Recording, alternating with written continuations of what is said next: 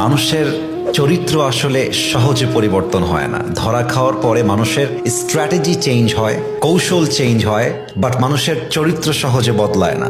চোর ধরা খাওয়ার পরে তার কৌশল বদলায়, তার চরিত্র সহজে বদলায় না। এবং আমি মনে করি যে চরিত্রহীন মানুষ ধরা খাওয়ার পরে জাস্ট বলে আমাকে মাফ করে দেন, আমি আর এগুলো করবো না, এই না সেই না ইত্যাদি ইত্যাদি। বাট আসলে সত্য কথা হচ্ছে মানুষের স্বভাব আর চরিত্র সহজে পরিবর্তন হয় না যুবক ভাইরা, ঠিক কিনা বলেন?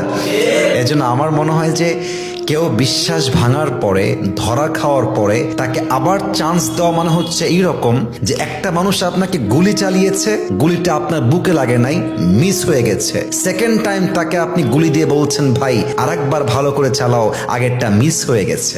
এজন্য আমার মনে হয় মানুষের চরিত্র সহজে বদলায় না, মানুষের কৌশল পরিবর্তন হয় ধরা খাওয়ার পরে, ঠিক কিনা বলেন?